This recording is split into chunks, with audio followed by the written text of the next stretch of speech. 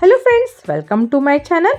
ಇವತ್ತಿನ ಈ ವಿಡಿಯೋದಲ್ಲಿ ಸಾಂಪ್ರದಾಯಿಕ ಅಡುಗೆಯಾದ ಮಾಲ್ದಿ ಅಥವಾ ಮಾದಲಿ ಅಂತ ಹೇಳ್ತಾರೆ. ಇದನ್ನು ನಾವು ಉತ್ತರ ಕರ್ನಾಟಕದಲ್ಲಿ ಸಂಕ್ರಾಂತಿಯಂದು ಮಾಡ್ತಾರೆ. ಇದಕ್ಕೆ ಬೇಕಾಗುವ ಸಾಮಗ್ರಿಗಳು: 3 ಕಪ್ ಗೋಧಿ, ಅರ್ಧ ಕಪ್ ಅಕ್ಕಿ ಮತ್ತು ಅರ್ಧ ಕಪ್ ಕಡಲೆಬೇಳೆ ಹಾಕ್ಕೊಳ್ಬೇಕು. ಕಡಲೆಬೇಳೆ ಹಾಕ್ಕೊಂಡು ಇದನ್ನು ಗಿರಣಿಯಲ್ಲಿ ತರಿಯಾಗಿ ಬೀಸ್ಕೊಳ್ಬೇಕು. ಹಿಟ್ಟನ್ನು ಅರ್ಧ ಭಾಗ ಮಾಡಿ ಸ್ವಲ್ಪ ನೀರು ಹಾಕ್ಕೊಂಡು ಚಪಾತಿ ಹಿಟ್ಟಿಗಿಂತ ಸ್ವಲ್ಪ ಗಟ್ಟಿಯಾಗಿ ಕಲಿಸ್ಕೊಳ್ಬೇಕು.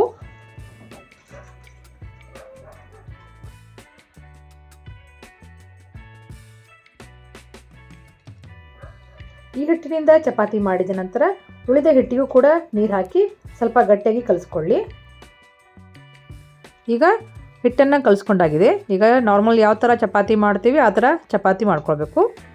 ಈಗ ಇನ್ನೊಂದು ಕಡೆ ತವಾನ ಬಿಸಿ ಮಾಡಲಿಕ್ಕೆ ಇಟ್ಕೊಳ್ಬೇಕು. ತವಾ ಕಾದಿದೆ. ಈಗ ಚಪಾತಿ ಹಾಕ್ಕೊಳ್ತಾ ಇದ್ದೀನಿ. ಗ್ಯಾಸನ್ನು ಸಣ್ಣಲ್ಲಿ ಇಟ್ಕೊಂಡು 2 ಕಡೆ ಬೇಯಿಸ್ಕೊಳ್ಬೇಕು. ಗ್ಯಾಸ್ ಜೋರಾಗಿ ಇಟ್ಕೊಂಡ್ರೆ ಚಪಾತಿ ಹೊತ್ತುತ್ತೆ. ಅದಕ್ಕೋಸ್ಕರ ಗ್ಯಾಸನ್ನು ಸಣ್ಣ ಇಟ್ಕೊಂಡು 2 ಕಡೆ ಸೊಕಾಸಾಗಿ ಬೇಯಿಸ್ಕೊಳ್ಬೇಕು. ಈಗ ಒಂದು ಕಡೆ ಚೆನ್ನಾಗಿ ಬಂದಿದೆ.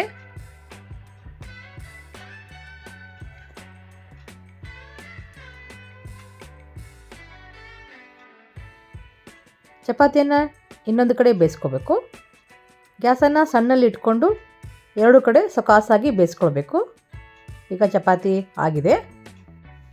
ಚಪಾತಿಯನ್ನು ಒಂದು ಪ್ಲೇಟ್ನಲ್ಲಿ ಇಟ್ಕೊಳ್ಳಿ.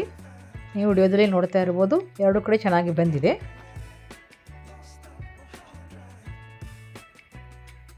ಚಪಾತಿ ಸ್ವಲ್ಪ ಬಿಸಿ ಇದ್ದಾಗ ಈ ಥರ ಕಟ್ ಮಾಡಿ ಇಟ್ಕೊಳ್ಬೇಕು.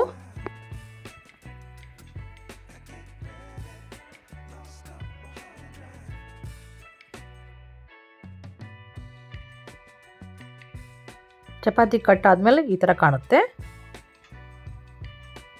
ಈಗ ಇನ್ನೊಂದು ಚಪಾತಿಯನ್ನು ಮಾಡ್ಕೊಳ್ಳೋಣ. 2ನೇ ಚಪಾತಿ ಕೂಡ ಆಗಿದೆ. ಈಗ ಸ್ವಲ್ಪ ಆರಿದ ನಂತರ ಇದನ್ನು ಕೂಡ ಸಣ್ಣದಾಗಿ ಪೀಸ್ ಮಾಡಿ ಕಟ್ ಮಾಡಿ ಇಟ್ಕೊಳ್ಬೇಕು. ಈಗ ಇದನ್ನು ಮಿಕ್ಸರ್ಗೆ ಹಾಕ್ಕೊಳ್ಬೇಕು. ಮಿಕ್ಸರ್ಗೆ ಹಾಕ್ಕೊಂಡು ಇದನ್ನು ತರಿಯಾಗಿ ರುಬ್ಕೊಳ್ಬೇಕು. ಈಗ ಮಿಕ್ಸರ್ ಆಗಿದೆ. ಈ ಥರ ಒಂದು ಜಾಲರಿ ತೊಗೊಂಡು ಇದನ್ನು ಸೊಗಾಸಾಗಿ ಸಾಣಿಸ್ಕೊಳ್ಬೇಕು.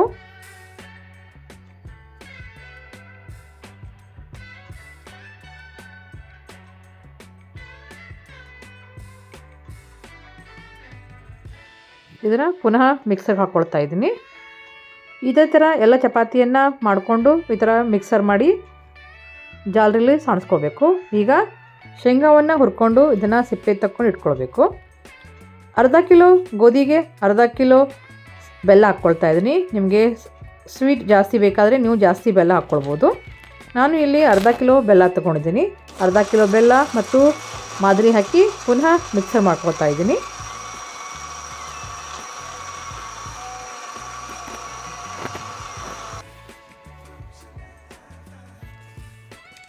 ಸೊ ಇನ್ನೊಂದು ಸಲ ಮಾದಲಿ ಹಿಟ್ಟು ಮತ್ತು ಬೆಲ್ಲ ಹಾಕ್ಕೊಂಡು ಮಿಕ್ಸರ್ ಮಾಡ್ಕೋಬೇಕು.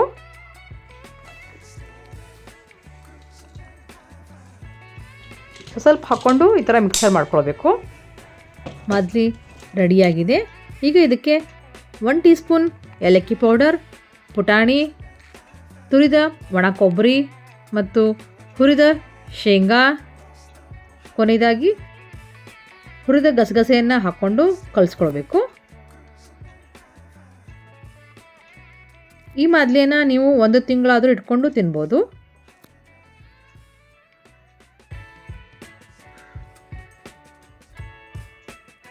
ಈ ಒಂದು ಸಾಂಪ್ರದಾಯಿಕ ಮಾದಲಿಯನ್ನು 2 ರೀತಿ ತಿಂತಾರೆ. ಒಂದೇದು ಬಿಸಿ ಹಾಲು ಮತ್ತು ಸ್ವಲ್ಪ ತುಪ್ಪ ಹಾಕ್ಕೊಂಡು ಕಲಿಸಿ ತಿಂತಾರೆ. ನೀವು ಕೂಡ ಮನೆಯಲ್ಲಿ ಈ ಒಂದು ಸಾಂಪ್ರದಾಯಿಕ ಅಡುಗೆಯಾದ ಮಾದಲಿಯನ್ನು ಮಾಡಿ ನೋಡಿ. ಯಾವ ಥರ ಬಂತು ಅಂತ ಕಮೆಂಟ್ ಮಾಡಿ ಹೇಳಿ.